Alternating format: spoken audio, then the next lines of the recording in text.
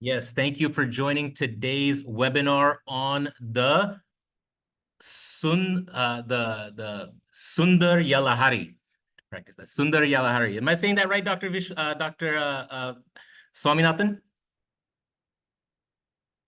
Yeah. Yes, Okay. it's Saundarya Lahari. Soundarya Lahari. Great, great. So this is a new scripture for me, but I'm excited to be with you today for this webinar. And it's among the Stotra literature that this Soundarya Lahari, it's actually attributed to Adi Shankaracharya.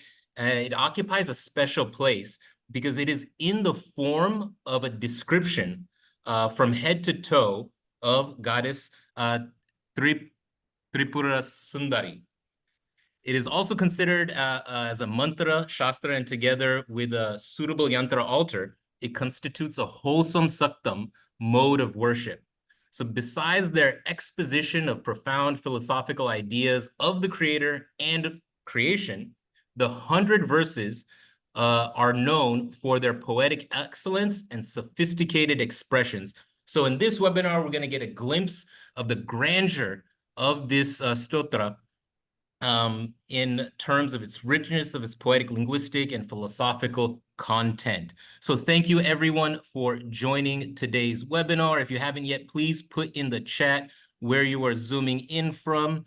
Thank you, Rashik and Josnaji from Torrance, Dr. Sam Kumar from Chicago, Atul Shah from Michigan, Bhavni Ji from New Jersey, Krishna Ji, welcome, Dilip Ji from Maryland, Krishna Ji from Karnataka, and Subrasi Ji from Pennsylvania. Thank you all for joining. Kuldeep, Dr. Kuldeep Deepan, also an HUA faculty from Chandigarh, India. Thank you for joining. Sarla Ji from Baroda, Baroda, Gujarat. Mangala from Atlanta. Janice from New Jersey. Okay, you're putting it in the chat now. Pranabesh Ji from West Bengal. Guru Prakash from Dothan, Alabama. Jai Shankar in Boise, Idaho. Glad to have all of you on, and our special guest, our faculty, our presenter today is Dr. Swaminathan, Dr. Venkataraman Swaminathan. He has a huge background in science. He actually, in material science, he's got a PhD from the University of Southern California back in 1975.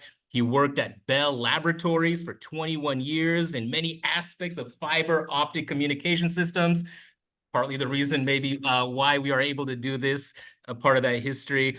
He's, I think, still a fellow at the Institution of the Electronics and Electrical Engineers and the American Electrochemical Society. He's authored or co-authored 160 publications in peer-reviewed journals, co-authored and edited 4 books, has 8 patents, many professional awards and accolades.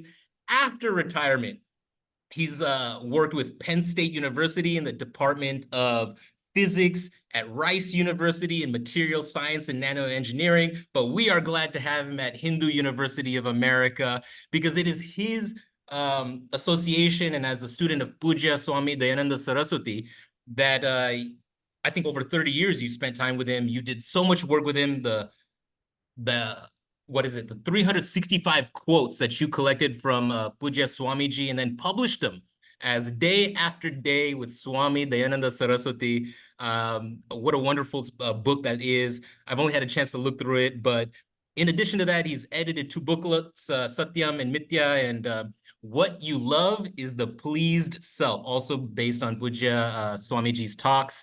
And again, we are glad to have him with us at Hindu University of America. And you've taught a few courses now, and this is the first time you're offering this. So I won't butcher the name again, but I will hand it to Dr. Swaminathan to get us started on today's webinar.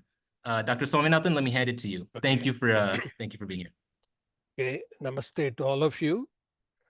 Thank you for joining from different parts of the US and as well as India on this webinar to explore a background of Saundarya Lahari.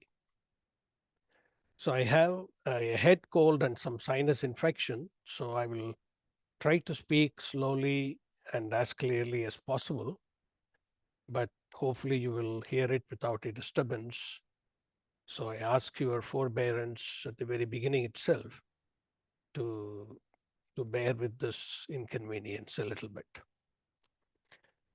So thank you, Ankurji, for a very nice introduction of the subject matter, as well as for your kind words about me. So I'm very pleased to be on the faculty of the Hindu University, and I have taught a few courses already.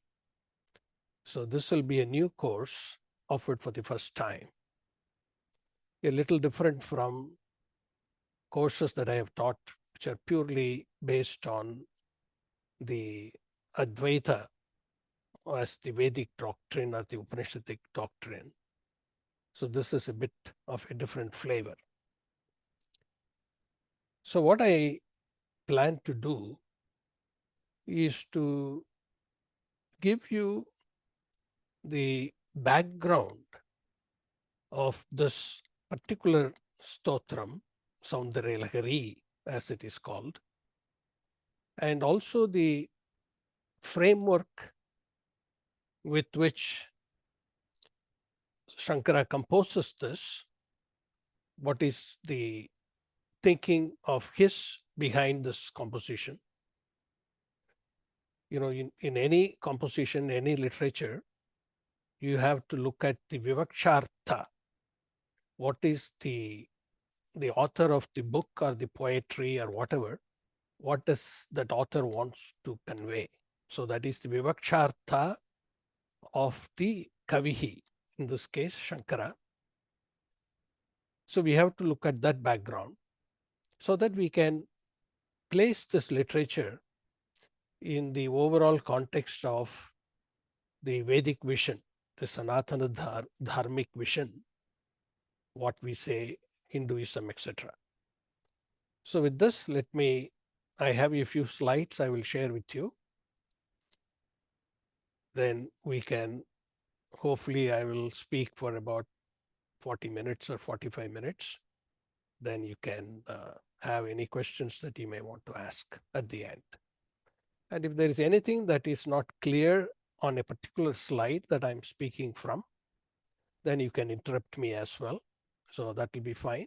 But if you have questions, please hold them till the end. So the subject matter for the webinar is Saundarya Lahari of Adi Shankaracharya.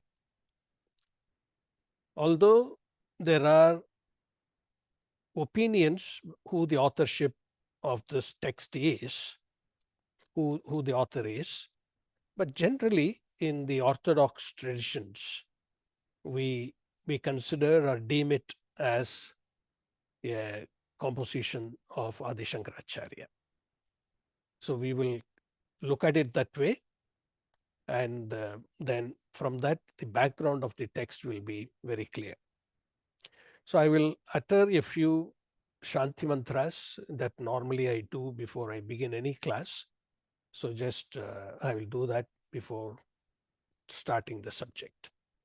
Om Gananam Tva Ganapatigum Havamahe Kavim Kavinam Upamashravastamam Jeshtarajam Brahmanam Brahmanaspadana Shrunvan Bodhibishri Dasadhanam. Om Mahaganapataye Namaha. Shruti Smriti Purananam Alayam Karunalayam. Namami Bhagavat Pada Shankaram Loka Shankaram. Shankaram Shankaracharyam Keshavam Bhadarayanam. Sutra Bhashya Krito Vante Bhagavantav Punah Punah. Ishvaro Gururatmeti Murti Bheda Vibhagine. Vyomavat Vyapta Dehaye Dakshina Murtaye Namah. Sadasiva Samarambham Shankaracharya Madhyamam Asmadacharya Parihantam Vande Guru Paramparam. Om Sahana Bhavatu Sahana Bhunaktu Saha Viryam Karavavahai Tejasvinavati Tamastu Ma Vidvishavahaihi. Om Shanti Shanti Shanti. Mukam Karoti Vachalam Pangum Langhede Girim Yatkripatamaham Vande Paramananda Madhavam. Yatkripatamaham mande Shridayananda Sadgurum. Yatkripatamaham mande Sadgurum Chandrashekharam. Om. Adi Shankaracharya,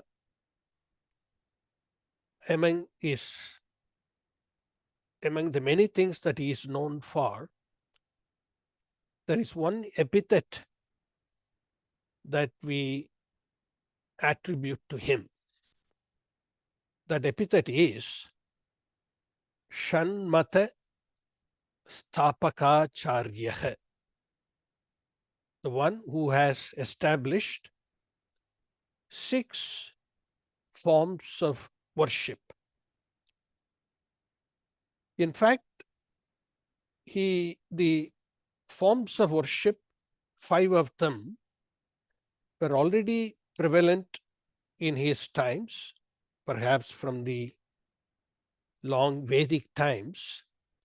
But when he came to the scene, he observed certain disjointed practices of them. So he unified them. So, and then he added one more to the existing 5. We will see what it is. So he is called Shanmata Stapakacharya. So the one who has established 6 modes of worship. He unified the forms of worship that were prevalent in his time, and he integrated them. So while he was integrating this different forms of worship, he imparted the wisdom that all deities, whatever the mode of worship is directed towards, all deities are but different aspects of the absolute reality, which we say Paramartha Tattvam. Tattvam means reality.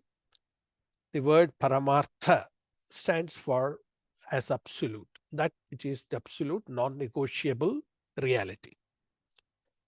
So since the deities represent this Tattvam, worship of any one of them is in fact deemed as the worship of the absolute.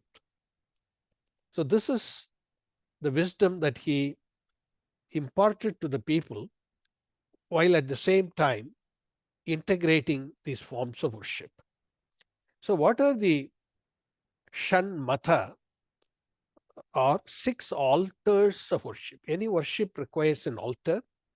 So let's look at this word mata as an altar of worship. So Ganapatyam, the worship of Ganapati. Sauram, the worship of the sun. The sun is the most visible object on the sky during the day. So for anyone looking at the sky, this is the most glorious manifestation of that Almighty Lord. So therefore one can relate to that Aditya, or the sun. So the worship of the sun is called Sauram. Then the doctrine of Shaivam and Vaishnavam, where the worship of Shiva, worship of Vishnu. Then Shaktam. Shaktam means the worship of Shakti, and we will talk about that later. So the worship of Shakti as the universal mother is called Shaktam. Then Shankara introduced what is known as Kaumaram, which is the worship of Kartikeya or Subramanya. Subramanya is also looked upon as, in a Puranic literature, as the son of Shiva and Parvati, but from a philosophical perspective, he stands for the knowledge of Ishvara. So Kaumaram. So these are all the 6 modes of worship. So of this, the one that is important to the Soundaryalaharii text is the worship of the Shakti, the universal mother, known as Shaktam. So the universal mother as the altar of worship. Now, this word universal mother is important. Why we look upon the deity, in this case Shakti or Tripura Sundari or Kamakshi or whatever name you want to pin on this Shakti, this altar, is deemed as the universal mother for the following reasons. You see, in in in coming up with this text Soundarya Lahari, Shankara, of course, is the one who's prolific in writing the commentaries of the Upanishads, the commentary on the Brahma Sutra composed by Vyasacharya, and also the commentary on Bhagavad Gita. And in that sense, is written for the Prasthanatraya, the three texts that are the pillars of the Vedantic doctrine of Hindu philosophy. And in that doctrine, we start with this following. When we have, everyone confronts, every individual confronts a world in front, and the world, let's call it a generic term as, say, this universe. In Sanskrit, we will say Jagat. So there is a Jagat, a world or universe that one confronts. This is a sort of an universal experience. And if you look at that Jagat, then in every aspect of the creation, it is also, one cannot miss but see that there is knowledge, there is intelligence. As a physicist once called, it's an intelligent, awareful universe. So there is intelligence. So wherever there is intelligence or knowledge, you can say there is an order, a prevailing order. So the whole creation can in fact be looked upon as nothing but order. Orders of different dimensions. There's a physical order, which gives to the knowledge of physics, etc. There is a biological order giving rise to the discipline of biology. There is a psychological, physiological, epistemological order, and so on. So whatever that is there seems to represent an orderly, intelligent, functioning universe. When you perceive this intelligence, the human nature is to look for causation. So the principle of causality kicks in. In other words, there must be an intelligent causal factor for the Jagat. Otherwise, the intelligent function of it, the orderly function of it, cannot be reckoned with. So when you have the principle of causality associated with this intelligent creation, we can say that causal factor, we will give a name to that causal factor. That causal factor is what we say God. God in an equivalent of a description of the causal factor. In Sanskrit, we would say Ishvaraha. Eat palane is the dhatu. So the one who has overlordship, or one who has the niyanta, the niyantrutvam, the one who controls or maintains the prevailing orders. So that is Ishvara. So therefore, in the philosophical, not a theological, but a philosophical view of Ishvara, from this is one who is all knowledge, is Sarvajnaha. He is the total Maha order. That is, all the orders point to this intelligent causal factor called Ishvara. Now, when you look at the universe, the individual confronting the universe, the Jagat, then looking at that intelligent creation comes to from the principle of causality that there is a causal factor, let us say Ishvaraha. Then we have now the whole manifestation or the whole creation in a way can be condensed to three variables, a triad where there is an individual, there is a world or the Jagat, and there is causality. So if you look at the tenets of the Sanatana Dharma, what we now say Hinduism, whatever word we want to use, or the Vaidika Dharma, principles derived from the Vedas. So the tenets of that Sanatana Dharma have systematically and brilliantly, I may add, explored this relationship between the individual, and the Sanskrit word would be jiva. So an individual, jiva, the Jagat that the jiva confronts, the universe or the world, and the causal factor Ishvara. So the relationship between these three, by examining the existential reality of each, we ask the question when we examine what is the existential or ontological reality of these three constituents, this triad that we have collapsed this whole universe into. This universe, therefore, is looked upon from these three viewpoints. So we have the Jiva Jagat Ishvara triangle. Now, of this we will examine today, for today's purpose, this causation or the causal factor Ishvara and the relationship of the causal factor with reference to the creation. So when we say causation or the principle of causality, it is really examining the relationship between the cause, which we say in Sanskrit karanam, and the effect, which we say karyam.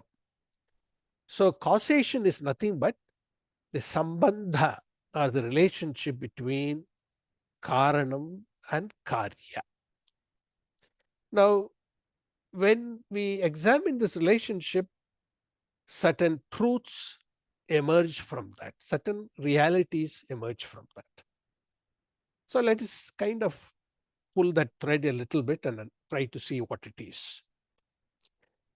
Every effect, say karyam, to come into being, that is its existence, requires two causes. There has to be, of course, an intelligent cause, and there has to be a material cause, because what you see is a world of matter. So there is a material cause and there is a creator, an intelligent cause. Now, the example that is used in the Shastra, so we'll take a day-to-day example. So there is a pot made of clay, a mud pot. So if you have this pot, you can immediately know that it is not just an arbitrarily conceived pot, but it is sort of an intelligently put together. You know, if you take lessons of pot making, you know it is not easy to, there are certain skills involved, certain knowledge is involved to make a good looking, nice looking, usable pot. So the pot is in fact as an intelligent creation. It needs a material. So in this case, clay or sand or whatever. So there is a material cause that is needed. But then you need a kulala, a pot maker, who has the knowledge of making the pot and who has a purpose to make the pot. Somebody came to pay him some money and say, hey, please make a pot for me. So there is a knowledge and purpose associated with that pot maker, the kulalaha. So the pot maker is the intelligent cause, and he may use some potter's wheel, etc., some instruments may be necessary, but you can say all these instruments are part of, folded into that material cause, which are necessary to make the pot, to bring the pot into existence. So you have a combination of material cause and the intelligent cause. So two very important causes which gives rise to this existent pot. Now, you look at this simple idea of the causation in terms of now this simple things in the world that you see, then extend that simple causation to the whole creation, the whole jagat. Generally, what we observe is the material and the efficient causes are different. The pot maker is different from the clay. That's why when you buy the pot, you bring only the pot to the home. You don't bring also the kulala, the pot maker, along with you. When you pick up a loaf of bread in the store, the bread maker doesn't come with you because they are different. The material and the efficient causes are different. But what the Shastras reveals to you is that in the creation of the Jagat, they are in fact one. The material, the locus of the material and the efficient causes are one and the same. So this is a very great revelation. It further the Vedas reveal. Veda is the pramanam for us, the means of knowledge. So we understand the world through the eyes of the Vedas, which is aupaurushaya jnana. It's a revealed knowledge.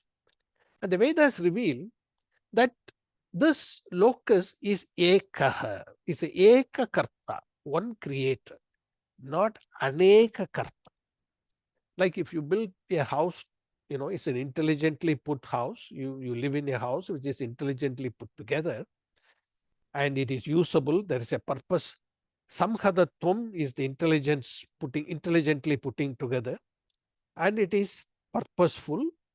But you see, in building a house together, you need a lot of efficient causes. You need a plumber, you need a mason, you need a painter, you need a carpenter, and so on. So things in the world look like aneka kartrutvam. To put together a house, you need aneka karta. But in putting together the complex edifice of the Jagat, the Vedas reveal that it is eka karta who serves as the locus for both the efficient as well as the material cause. So Ishvara, this causal factor, is both the material cause as well as the intelligent cause. The singular locus is what we say abhinna nimitta upadana karanam of the Jagat. Ishvara is abhinna, means the two causes are non-different. They reside in one locus. Abhinna nimitta upadana karanam of the Jagat. So now with this little exposure to the idea of the Jagat and the idea of the causal factor of the Jagat using the principle of causation, we now look at specifically the upadhana karanam, the material aspect of the Jagat, and of that abhinna nimitta upadhana karanam, just upadhana karanam of the Jagat is what we personify as Shakti. And that Shakti, since it is the upadana karanam of the entire Jagat, of the entire universe, we look upon that karanam as the mother. So Shakti, the upadana karanam personified as the universal mother. But you have to keep in mind the fundamental about this, namely, this Shakti, upadana karanam, is inseparable from the efficient cause because abhinna nimitta upadhana karanatvat. So this Shakti is inseparable from the efficient cause, which is personified as Ishvara. So now, in order to evoke an altar, evoke this Shakti in an altar, the Shakti to evoke the altar for worship of the Ishvara, this causal factor, Shakti also can serve as the altar of worship for invoking her grace as well as the grace of Ishvara. So now Shakti, this personification of the universal mother as the Upadhana Karanam, the material cause of the entire Jagat, as worshipful. So you take this macrocosmic aspect. This is not a theological divinity, but it is a philosophical or spiritual divinity wherein you see from the principle of causality that there is a Upadhana Karanam, and that Upadhana Karanam of the entire Jagat is the Shakti Tattvam, or the Shakti, the universal mother, which can equally efficiently serve as an altar of worship. So this is how the Shaktam worship came into being in the Hindu literature. Now, with this, now let us now go a little bit into Shankara's mind. The Shankara has written, as I mentioned earlier, many commentaries particularly on the 10 essential Upanishads of the Vedas, the Brahma Sutras of Veda Vyasa, Bhagavad Gita of Gitacharya, Bhagavan Krishna, and numerous philosophical works, many independent treatises, and he also composed a number of beautiful stotras or hymns on various deities. These various deities are nothing but the different manifestations of this universal order. Every order can be looked upon as a cosmic force or a divine force, if you will, and that force can again be looked upon as a devata or a deity, and it can be worshipped like Aditya is worshipped, etc. in the Sauramanam, that is the worship of Surya, the sun, as the god. So this is very, very unique to the Indian psyche, if you will. So this stotram, which is called Saundarya Lahari, literal translation, Saundarya means beauty. So Lahari means a wave. So wave of beauty, that could be a literal translation of that word. But when we, in the course, we will examine a little bit more in depth what beauty really means, etc. And this Saundarya Lahari is considered one of the, among the many stotrams that Shankara composed, this is considered as the most famous.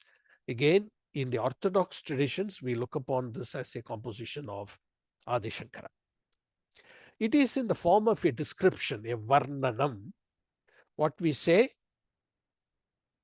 Keshadipada, head to toe. Keshadipada, description, from the head to toe description of goddess Tripura Sundari. Tripura Sundari means Sundari, one who is beautiful. And this goddess is the goddess of Tripura. Tripura is the Buhu, Buvaha, Suvaha. Looking at the universe in a very simple fashion, you reduce it again into three parts: the earth, Bhuloha, Swaha, this Swargaloga, the heavens or whatever, and then in between the Antariksham, the interstellar space. So all this is the universe. So what is available to you for some manifestation? Bhuhu, Bhuvaha, Suvaha, the Tripuram, and the one who is the Upadhana Karanam of this Tripuras, which represents the entire creation, the one who is beautiful, Sundari, Tripura Sundari, and a description. Now you look at that Tripura Sundari as an anthropomorphic god, that is God in the form of a human form, then thereby the devotee can relate to that form much more readily than in esoteric abstract form as all-knowing, etc.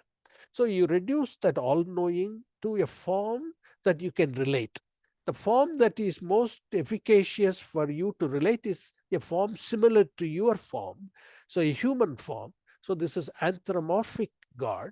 So the anthropomorphic God is what Tripura Sundari described, and then you the description of that form from head to toe for upasana, contemplation, etc. So this is how the Saundarya Lahari text has come about. Now, what does this stotra, what does it mean, and what is it for?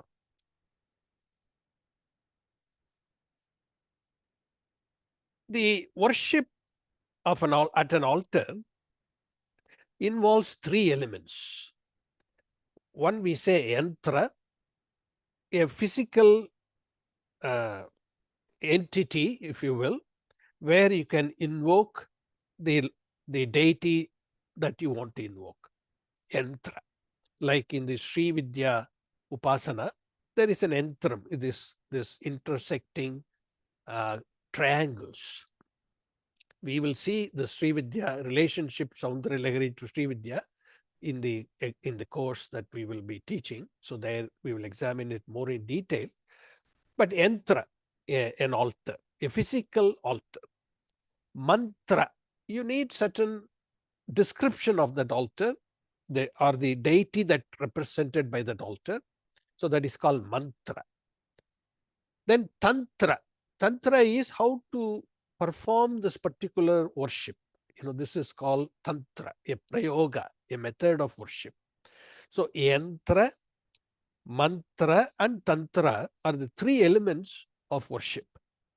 The Saundarya Lahari is particularly considered as a mantra sastram. Mantra sastra means all the slokas. There's 100 slokas or 100 verses, but each verse is equivalent to a mantra that you can recite as you relate or as you perform this worship at a suitable altar. The altar can be a Sri Vidya Peetam like this, or an altar can be just simply a picture of that goddess Tripura Sundari. The Tripura Sundari, the anthropomorphic version of that Upadana Karanam Shakti of the universe. So Saundarya Lahari is particularly placed in the category of a mantra sastra. Now, a mantra sastra, the word mantra itself, mananat trayate iti mantraha. By thinking about it, it protects you. That is called a mantra.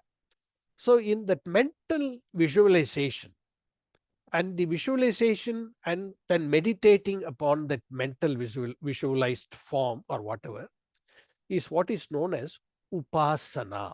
Upasana is a visualization and meditation of an altar or an anthropomorphic form. This in the literature, we call it as Saguna Brahma Upasana. So let us examine a little bit of that Upasana or the mental worship. A Upasaka, the one who performs this meditation or the one who is performing this worship, Upasaka Alambana Dwara, he needs a certain altar, that is the yantram. Upasya Devata, whatever represented by that yantra, upasate, he meditates or he visualizes. Now, the upasaka meditates on a upasya devata, a deity, with the help of an altar. That altar is called alambana. In that alambana, we have two forms. Sakara, some altar with a certain form, like the Sri Vidya Peetam that I showed you. And then you attribute certain gunas or some characteristics to that sakara. In other words, you look at the Devi as the one who creates the entire universe, like that is an attribute. And in order to create that, she should be all knowing, that is a guna. Then she should be all powerful, all skills she should have, that is a guna. Then she should also have the purpose in mind, so that is a guna, like this saguna sakara. So, for example, there are some descriptions. So, like Shaligrama is an altar where you can visualize God Vishnu and Vishnu with his own characteristics, gunas. Or you make just a lump of turmeric, you make a Ganesha, form of a Ganesha, then you can invoke the Lord Ganesha or Ganapati. This is called Ganapatyam, one of the 6 modes of worship I mentioned in the beginning. And you can invoke that Ganapati as the one who removes all the obstacles and so on, and who can grant you knowledge, and who can make every activity of yours successful. He can remove all the uh, difficulties that come in the way of execution, etc. These gunas you can attribute. Then this Tripura Sundari, the beautiful form of the Shakti, and like a Sri Vidya Peetam as an alambana, you can invoke. So this is the way you, a upasaka, a meditator, this using a certain alambana, he visualizes certain attributes and then prays or meditates, visualizes that deity represented by that alambana. This alambana is called also a pratima. Now, what one does is, one visualizes, this is a limited alambana, a limited altar. Really, the altar is not representing the whole, it cannot represent the limitless universe, but it is certain thing where you superimpose that limitless aspect to it. So one visualizes the limitless Ishvara on a limited thing, like certain alambana or altar or whatever. So this is called Sampat Upasanam. Now the Saundarya Lahari is meant for the Sampat Upasana. And in any upasana, in any prayer, one seeks the grace of the deity that one prays to, and the grace of the deity makes the upasaka's wishes come true. So it is therefore called a prasada grantham. It it uh, it it gives results of your prayer. It makes your prayer successful. But really, the ultimate goal of a human being to pray should be, one invokes the grace of the Universal Mother to gain a certain mental preparedness, a mental equipoise, to recognize, I told you, to recognize that reality of the triad, Jiva, Jagat, and Ishvara. So this is the ultimate goal of every human being, should be the goal, in fact. That is what the Vedas would advise. And in that, recognizing that goal, recognizing this absolute reality, a certain level of preparedness, prerequisites are required in terms of the mental equipoise, and praying to this Shakti, using the Saundarya Lahari as the means, then the results of that prayer would be gaining this mental prasada, or mental cheerfulness, or mental equipoise, or mental composure, whatever that is required for understanding the knowledge of the reality of the triad. So this is the purpose of the mental worship. Now, why do we have to do this mental worship or the upasana? And our Shastra makes it very clear. It says, going directly to the reality, the absolute Paramartha Tattvam. Okay? That ontological existential reality and that absolute reality, Paramartha Tattvam, is also labeled as Brahman. Not Brahma, the creator, but Brahman is a neuter word, Brahman. Brahman means limitless. And that Brahman has no attribute, is free from attribute. It doesn't have any form.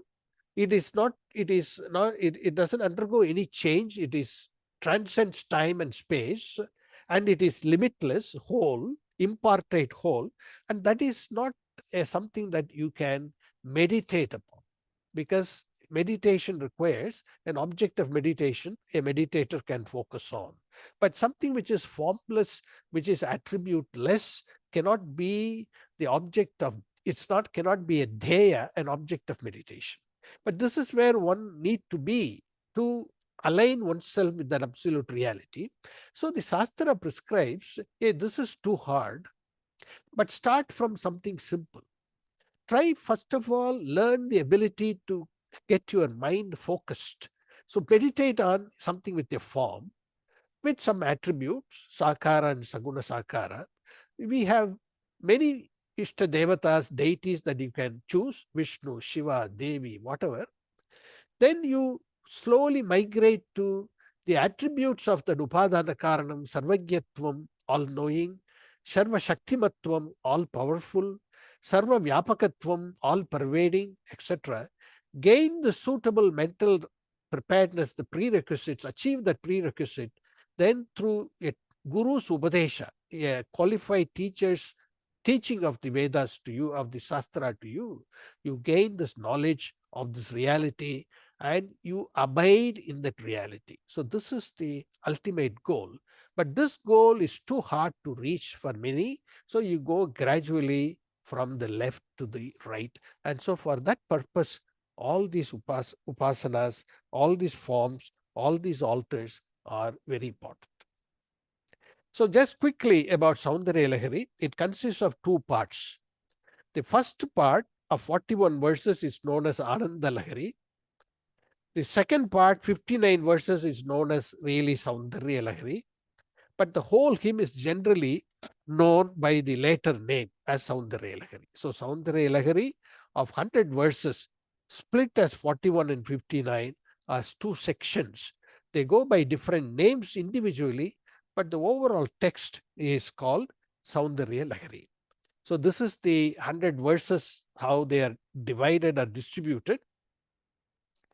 The goddess as the creatrix, as the Upadana Karanam, the first two verses itself discusses that philosophy, that reality very clearly.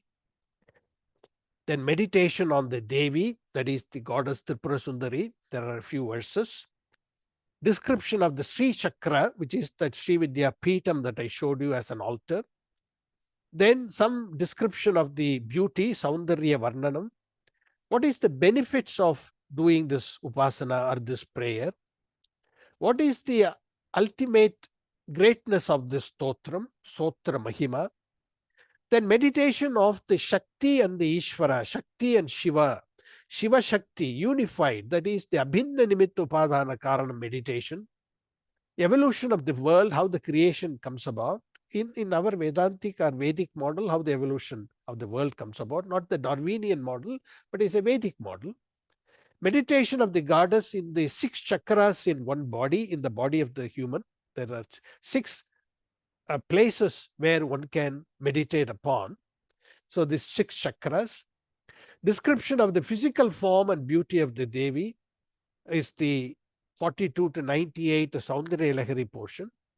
Then the Mahima, the greatness of the Upasana, and a final submission by Shankara in the last verse of the Stotram. So this constitutes roughly the layout of the 100 verses, and this is what we'll be examining. But of course, in the course, it'll be impossible to do in a 1 quarter all these 100 verses. So we will be doing some select verses that I will choose.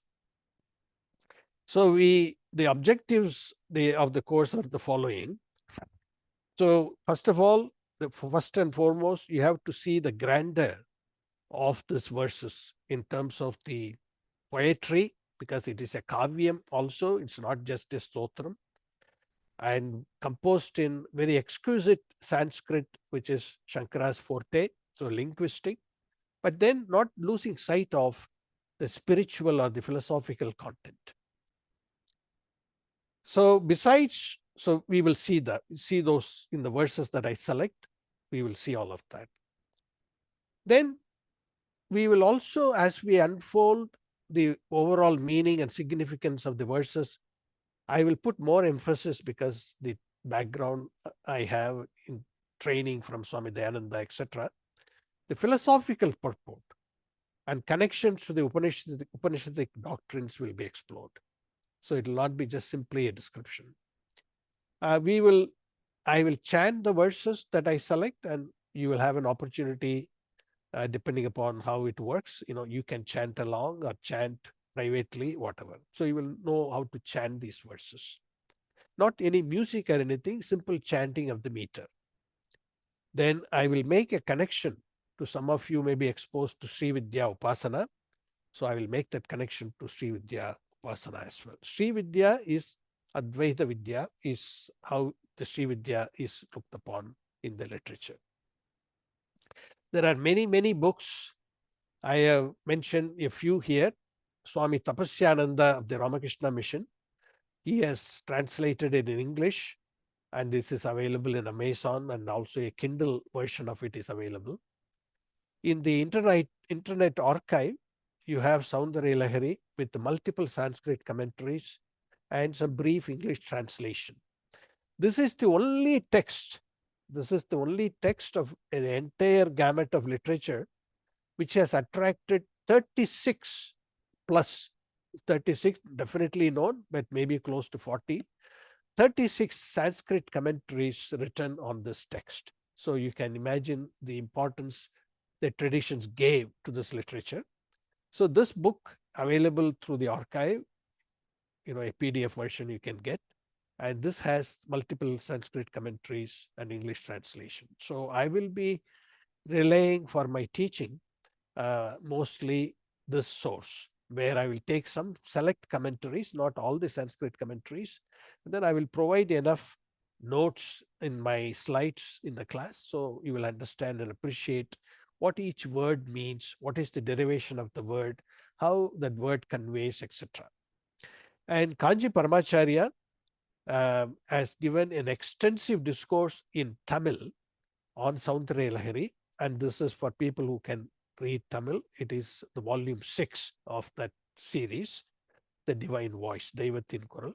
And luckily, there is an English translation of that discourse is available by Professor Krishnamurti, and this is also Amazon book. So that is the course books. The course material, you don't need to buy the books, but if you have them, that is good. Class notes will suffice, and no elective are required, but some prerequisite, I would say, some exposure to Vedanta Shastra, particularly Advaita, because that is where the philosophy I will highlight, and the ability to read Sanskrit so that it won't look foreign to you when I use the verses or the commentaries. I will try to give transliteration for those who cannot read Devanagari, but familiarity with Sanskrit will be helpful. And I think these courses, roughly each class is about 90 minutes, but we will devote enough time for question and answer and so on. And usually I prefer classroom participation. So this is the layout. So I will chant the Santi Mantra to conclude my presentation. Then we will take up questions. Om Purnamadav Purnamidam Purnat Purnamudachyate Purnasya Purnamadaya Purnameva Sishyate. Om Shanti Shanti Shanti. Harihi Om Shri Gurubhyo Namaha. Harihi Om Tatsat Brahmarpanamastu Krishnarpanamastu. Om.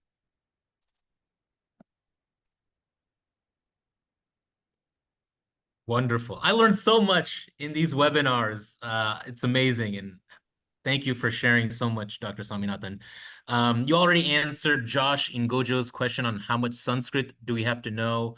You kind of covered that. Its familiarity is appreciated and helpful, but you're also going to provide transliteration if people really want to do it. Let me just, Vibhuti Jha, glad to have you on. Shankarji from Houston. Brenda from France, thank you for joining. Sudhakarji from Hyderabad. Welcome, welcome. Vijay Khane from Friends of HUA Houston. Hopefully that gala went well yesterday. We'll get a report back on that. Arunji, glad that you were able to connect the audio. Professor Gopalji from Seattle, thank you for joining.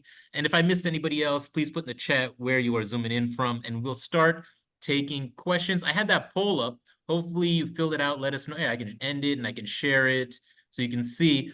We have 31 first-timers with us, first time joining a webinar. Amazing, glad. Dr. Swaminathan, you're a nice draw. A lot of regulars, 43 people attended before.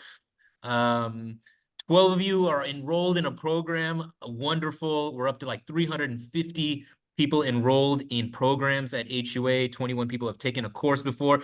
39 people considering taking a course. Yes, now we're glad that you are considering, and maybe this is the course that'll finally bring you into the HUA institution. And the 17 of you who don't want to take any courses, welcome to the webinar. I hope you enjoyed it, and we'll still take your questions. Lakshmikanji from San Jose, thank you for joining.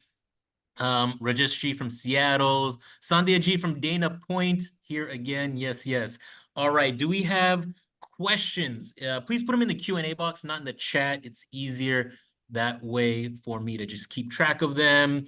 Slides, Mangalaji, I don't think we share the slides like in email format. You know, it's just, it gets out there without the context, but the webinar recording will be available. We'll send that out to you. Arun Kulkarni ji from Bridgewater, glad to have you on. Is that Padma ji from New Jersey? Yes, excellent introduction to the sacred Grantha is what Padma ji says. I agree. Okay.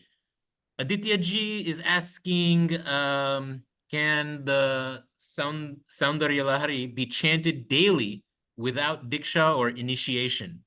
Is it something that can be Yeah, chanted daily? you don't need a mantra diksha for it particularly, so you can chant every day. But if you are doing Srividya Upasana as a Srividya Upasaka, and if you use any one of these mantras for that purpose, then since you will be taking Diksha, Srividya Diksha from an Acharya, so then it will be appropriate to take Mantra Diksha. But otherwise, it is not required. Okay. Vasudeva ji saying, well presented, great clarity. Thank you, Mahodya. Yes, yes. Thank you. Leave those comments in the chat, questions in the Q&A box. That's great. Jai Shankar ji, for those that may currently be chanting other stotras, like Lalita Sahasranamam or Lalita Trishati, is the chanting of the Soundarya Lahari seen as complementary to those, or does this offer a subtly different approach? It is complementary. Lalita Sahasranamam, Lalita Trishati is another magnum opus, and with the same kind of philosophy behind. You see, this is a good opportunity to address this. Any stotra literature that we have a vast stotra literature, and if you take any one of them, with no exception, there will be three elements in every stotra. In any literature, there will be three elements. That one element will be just praising the particular deity on which the stotra is composed, and there will be a lot of metaphors used. So that praising the deity, whatever deity that you are Ishta Devatas, if Lalita is the Ishta Devata, then Lalita Sahasranamam, there will be characteristics that will be described. So that will be purely a religious aspect, if you will. Then there will be a lot of metaphors used. That is usual style of the literature. So there will be a lot of metaphorical presentations. So there will be religious, metaphorical, and some of them will be enigmatic. That you have to sometimes decipher them from the context.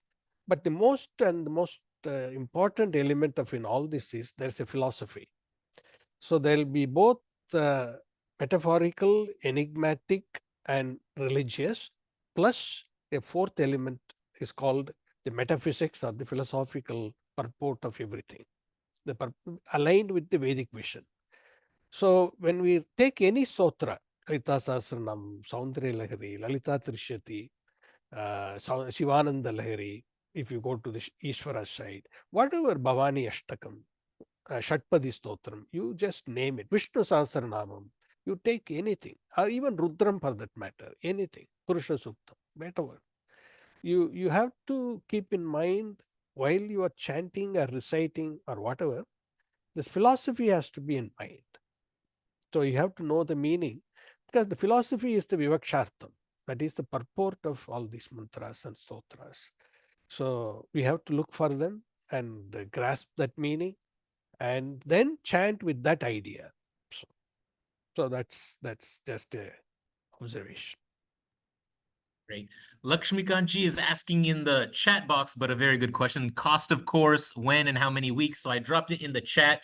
It's going to be 10 weeks. It's going to be on Mondays at 8 p.m. Eastern until 9:30 p.m. Eastern, starting July 15th. So about a month from now on Mondays. And the cost is $300. If you need a scholarship, I'll put some details. You can reach out to us. We can potentially figure out partial support for that if it's necessary. But those are the details. And then, again, it's on the Hindu University of America Learning Management System. You don't have to buy the text. There'll be uploaded documents, and week by week, Dr. Swaminathan will go through it, and you'll engage with your classmates. And unlike this webinar where it's kind of one way, it'll be a regular Zoom. You'll be able to interact. You'll be able to have conversations and all of that. So please do consider enrolling. Is that Dr. Vaidinathji? Glad to have you on for a while. No problem if you cannot stay for the Q&A. Brenda from, I think you said you're in France, asked, is that book that you wrote, one of the books, What You Love is the Pleased Self? Yes, that's That's the correct. right title. Do you want to just mention that a little bit? What's it about? Yeah, it is What You Love is the Pleased Self is the correct title. In the Brihadaranyaka Upanishad, there is the Maitreyi Brahmanam. It's, Brahmanas means a section. There is a great discussion between the Rishi Yajnavalkya and his wife Maitreyi. And Yajnavalkya, he is a householder, a grahastha. He has in fact two wives, Katyayani and Maitreyi. Then one day he decides to leave the household and goes to the retreat to the forest, and for purposes of contemplation on the reality. When he leaves, he divides the property and equitably distributes everything between the two wives. And when he leaves, Maitreyi asks him, "Sir, what for are you leaving this life of being a householder?" And he replies, "I want to gain this understanding of this reality, and I want to seek abidance in that reality. And I'm leaving you with all this wealth. I'm leaving it behind for you." And then she asks a very pertinent question: "Sir, will I get with the wealth that I have what you are going to the forest to get?" And he answers truthfully and says no. Then he starts explaining the philosophy to her. And in this statement occurs, Atmanastu Kamaya Sarvam Priyam Bhavati. Hey Maitreyi, this Amrtatvam, this moksha, this limitless reality that I want to understand, for that purpose I'm leaving. But you have to understand one basic principle. What you love is, you might say, I love the husband, the wife can say. Or the husband says, I love you, wife. I can love my child. The child loves the father, the mother. But in all this, you can love whoever you want to love. You can love whatever object you love, whatever it is. But please understand, it is really the love of you. The self-love is what is the most cherished love. So every other love, suppose I love my spouse dearly, that love invokes the pleased self in you. That's why you love your spouse. Like this, there's a big discourse. So Atmanastu Kamaya, Atmanastu Kamaya, for the satisfaction of the self, for the self-love, Sarvam Priyam Bhavati, everything becomes lovable to me. It is as a Vakya, and the translation of this is, you love the pleased self. So that is the title of the book. Hope that answers your question. Yeah. Sudhakarji, Aikji, Professor Hergopal, all are saying excellent presentation. Fundamentals clearly presented, enlightening. Great, great. Thank you for that. And then Arunji found a copy of the Saundarya Lahari on the internet. Okay. He's saying he found it from the Theosophical Publishing House, Adyak Madras in India, 1948, and it's 307 pages. Is that about correct? You heard of that? It's a long. I haven't heard about that version. There are many translations because it's a very famous text, so there are many English translations available. But I selected Tapasyananda because of Ramakrishna Mission. He translates a lot of these spiritual literature into English, religious literature, I should say, into English, and his translations are very good. So I find them to be very good and true to the verses. He doesn't change anything. So I like that. Yeah. Great. Sarlaji is asking if the Tripura Sundari is also a creation of Adi Shankaracharya.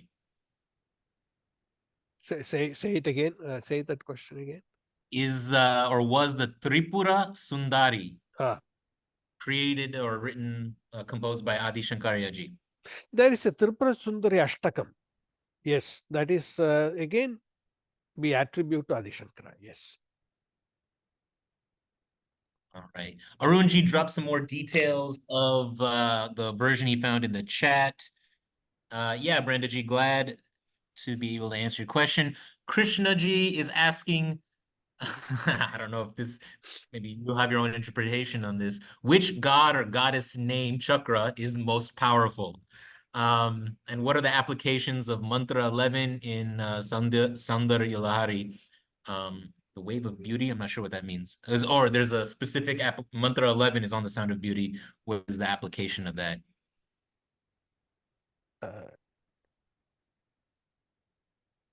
Okay. The Sri Chakra is the, one second.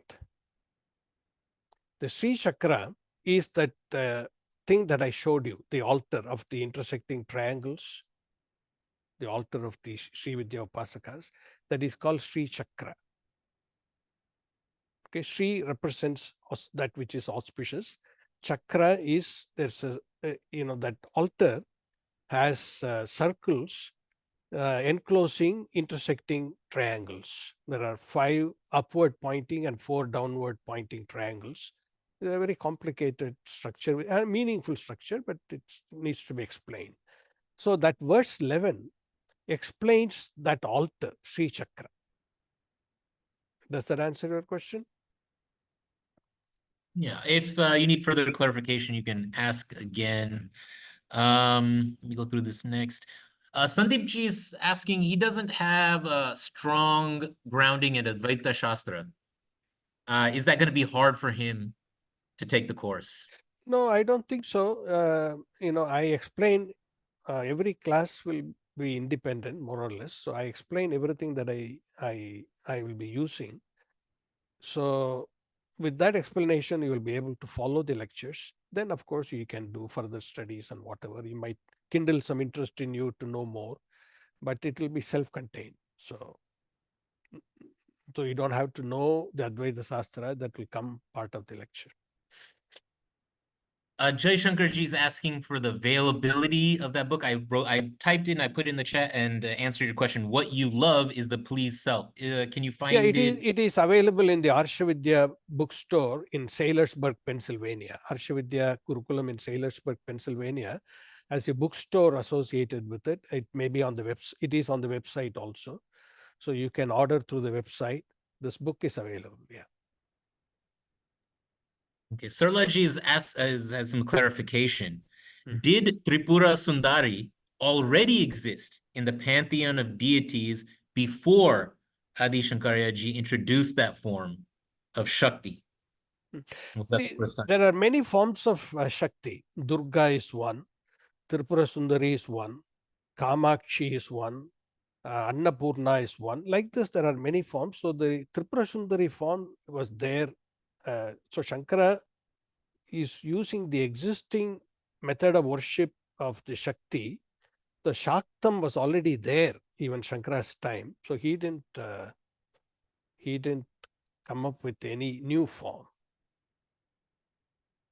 All the forms were existing already. The Kaumaram Subramanya was already existing. Then he introduced that as part of the 6 modes of worship, along with the 5 that were already there. Great. I thought I launched the poll for the course. I didn't. I just launched it right now. Please let us know if you're interested in the course. Yes, definitely. If you have questions, maybe no. Just let us know which way you're leaning, and it'll allow us to follow up. Sandhya ji is getting ahead, considering we won't be able to address all 100 shlokas in one quarter. We're on a quarter system on this. Could you see this unfolding as a 3 or 4 quarter initiative? Because the intro is so excellent. Looking forward to the class. And they are currently studying the Sri Suktam, right? Also considered complementary is what you said. Mm-hmm. But depending on enrollment and on participation and all those factors, we'll decide if we'll have future courses also on this stotram. And again, Dr. Swaminathan has offered other courses, and based on that, and based on his experience and what people are interested in, he's going to continue to offer either the same courses or new courses. Please enroll. What can I say? Take the courses, and we'll continue to offer more. Thank you for that, Sandhya ji. Okay. This is an interesting kind of question from Vasudevaji. What's the difference between a stotra, shloka, mantra, and maybe you can just give some context to that whole vocabulary. Yeah. Stotra means a stuti. Yeah, what we say hymn, praise of whatever deity. So stotram, it means stuti. A shloka is any couplet or 4 lines or 2 lines, whatever. The shloka need not be a stuti of a divine. A stotram generally is praising a deity. A shloka can be just anything. It can be a deity, or it can be a description of nature, or it can be description of a person, whatever. Or it can be a description of some nyaya, some logic, some axioms. So that is sloka. Stotra invariably is a praise of a deity, or somebody who is equivalent to a deity like a guru, an acharya. A mantra is generally, we say, the Vedic rigs are called mantras. Mantras. Mananat trayate iti mantraha. But when a particular line or a particular line in a stotra can also be looked upon as a mantra, then it becomes a mantra. Okay, follow what I'm saying? Vedas are called mantras, Vedic mantras. Then stotram is a stuti of a deity or a guru, or sometimes even a king is looked upon as a equal to God. So in the traditions that we have. Then sloka can be any generic description of anything. Well said. I was a little, I appreciate that. I think that was helpful for at least some folks. Thank you for that question. Thank you for getting into that. We have quite a few more. People are asking more and more questions as well. We have maybe 15 minutes max. Let's see if we can get through a few more. I saw Jaramanji ask a question. I don't know, is that Jaraman Ayerji or a different Jaraman? But is Purusha Prakriti same as Shiva Shakti? And then why is Shakti preferred over Shiva for worship?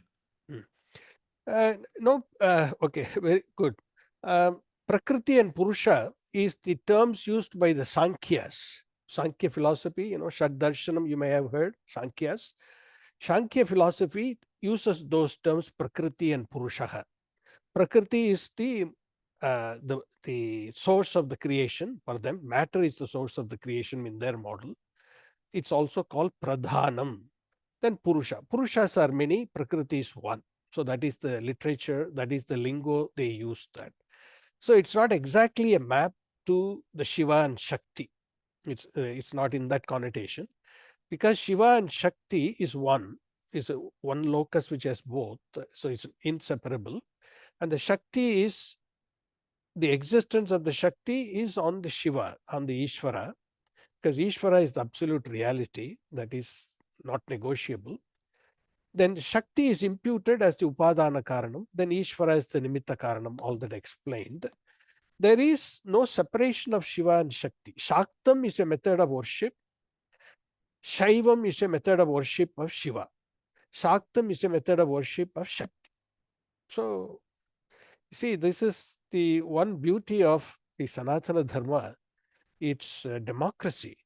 You choose who you want to choose. You worship what is your favorite deity. So that's why we have these different methods of worship. But Shiva Shakti are two I mean, worship wise different. But in this Soundarya Lahari, you will see the unity. By unity, I mean the same locus serving as both. So you will see that unity here. The first verse of the Shiva Soundarya Lahari illustrates that unity. So that declares what all you're going to see in the 99 verses after the first verse. If you understand the first verse, you understand the purport of the Shruti, of the Sutra. Yeah, great. Krishna Ji is asking, where can you get the books? I know you mentioned it at the Arsha Vidya Gurukulam bookstore. That's right. I just found it and I dropped a link in the chat if you want to click it and go straight there. So Krishna Ji, you can take a look at that. And answered questions are going to be, and you should be able to see answered questions, I think. Still have a few open questions. P. Chandar Ji is asking, can self-love be considered selfish? It is not selfish. You see, this is something that one has to think about. We normally think that I love someone else, my child. So therefore, I'm loving selfish. Without selfishness, I love my child. Without selfishness, I love my wife or my husband, etc. But if you deeply inquire into that, you will discover it is the love for you to be in the comfortable self that you want to be, the comfortable self that you love is what evokes the love in someone else. Don't call it selfish love. There's no selfishness, but it is the love of the Atma, the self, because you like to be with the comfortable self. And that is the idea.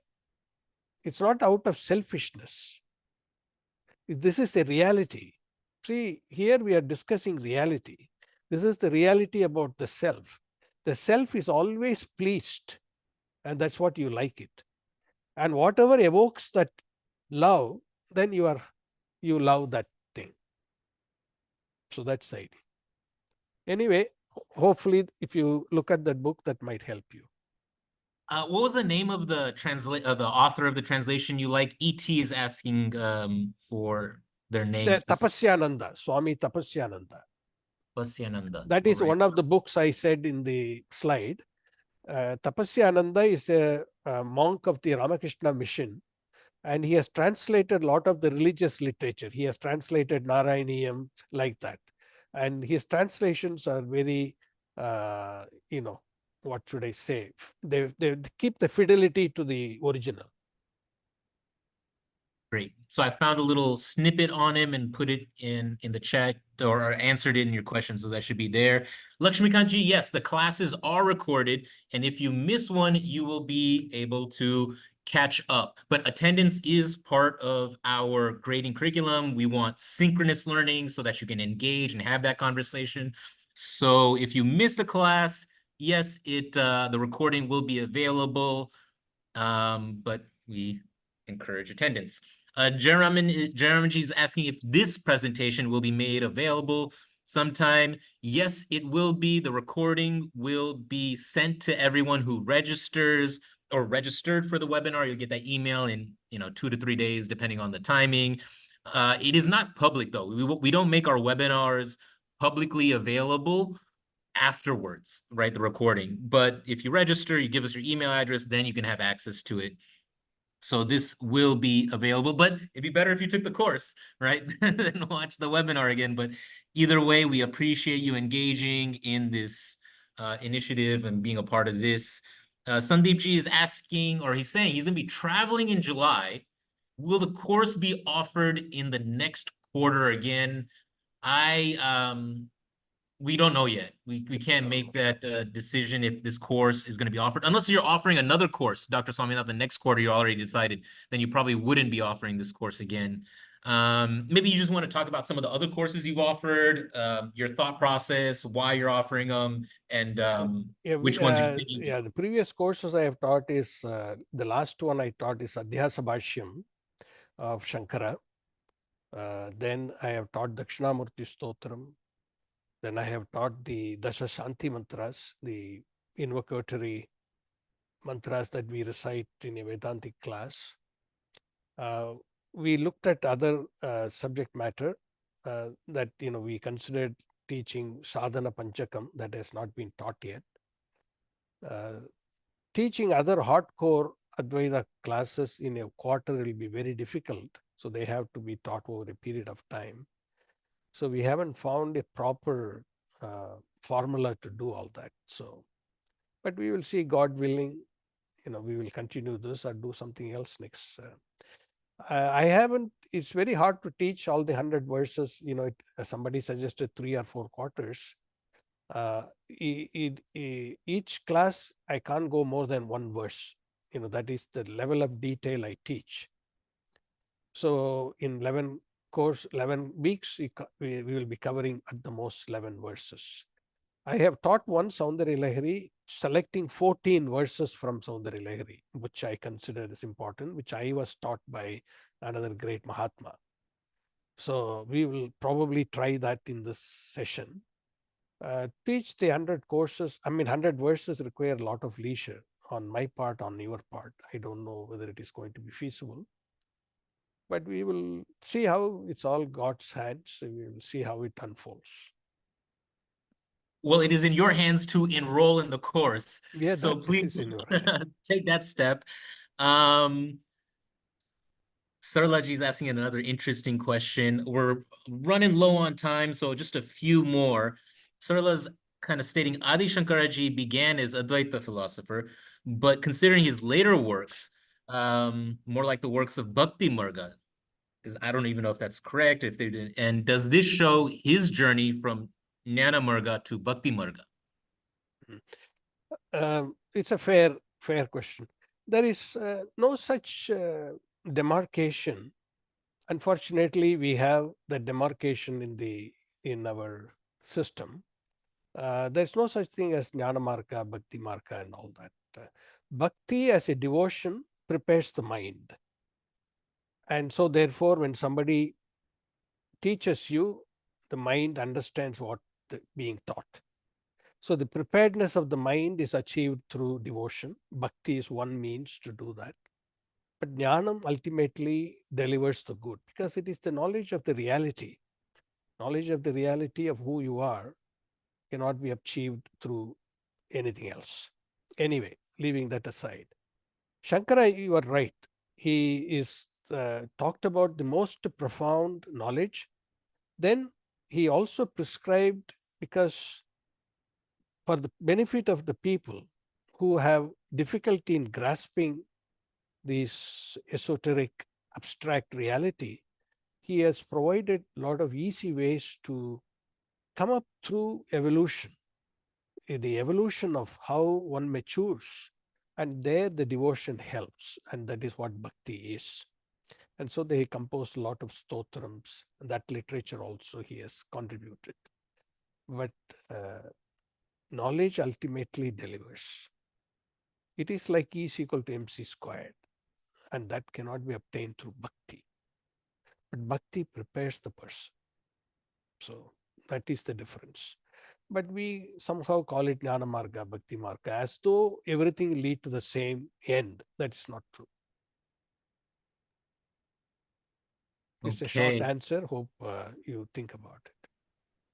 N Patel is saying because of work schedule, the timings don't work. And Jaramanji from the UK is saying the timings don't work for them either.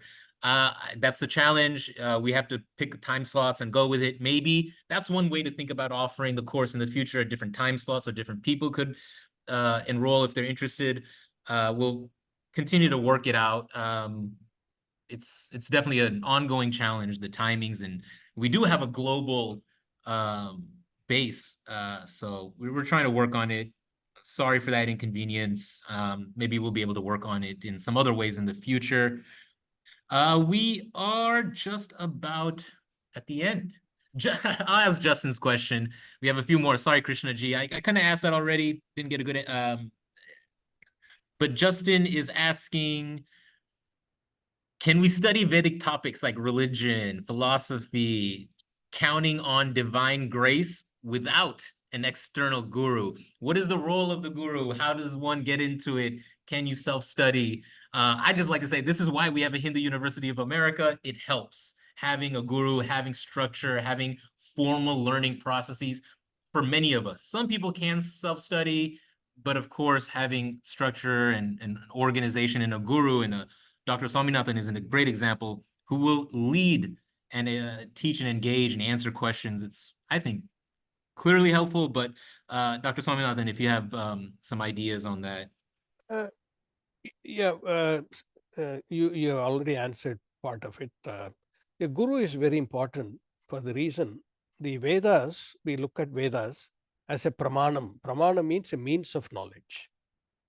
Like eyes is a pramanam to see form, ears is a pramanam to hear sound, etc. But in these cases like eyes, ear, taste, smell, all those, the individual, operates the means of knowledge. My eyes, I open my eyes to see a form. The form is what is known, right? So the subject operates the means of knowledge to know something other than the subject. Okay. But in the case of self-knowledge, the object of knowledge is you. So you can't be the subject and object of handling a pramana simultaneously. You can't be the subject operating the pramana, namely the Vedas, Sabda Pramana, and also at the same time being the object of that knowledge, right? Subject object have to be different. So that's why you need an external person to operate the means of knowledge, and the teacher is the one. So fundamentally, a teacher is required, is a must. Here, there should be no debate about it. And this has to be understood. So in my other classes, I teach what we say pramana vichara. And there we will expand this more. But basically, brief answer is Veda as the pramanam reveals the knowledge about the self, and that pramanam, means of knowledge, has to be handled or wielded somebody external to the subject. So a teacher is that subject. I mean, the teacher is the wielder, and then he reveals the knowledge about you, the student. Great. I think I messed up on the poll. Please answer the poll. I might have closed it and reopened it. Just let us know before we close this webinar. Dr. Swaminathan, maybe you want closing thoughts and then a mantra or shloka or stutra that you want to get into to close us out. It's always my pleasure. Dr. Swaminathan so wonderfully explained such a concept and a stuff I had no idea about, and really brought a lot of positive comments from our audience today. Thank you for that. It's always a pleasure, as I say. Please, to the audience, consider taking a course at HUA. This could be your first one if you're already familiar. We're going to start the whole quarter in July, so you still have about a month to enroll, but sooner the better. And as Dr. Swaminathan said, teacher is fundamental. Guruji is crucial. So please consider enrolling, getting involved with HUA. And that's it from me. Dr. Swaminathan, to you to close us out. Okay, thank you all for participating. It's a great privilege for me to learn and teach this great subject, Soundaryalaharii. I started teaching it in many times, but usually only 1 or 2 verses I teach.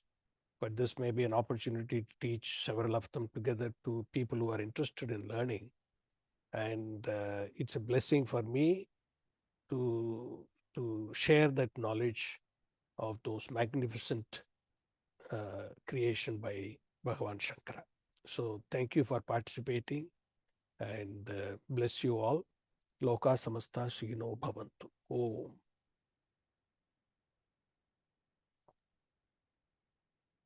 Namaste all.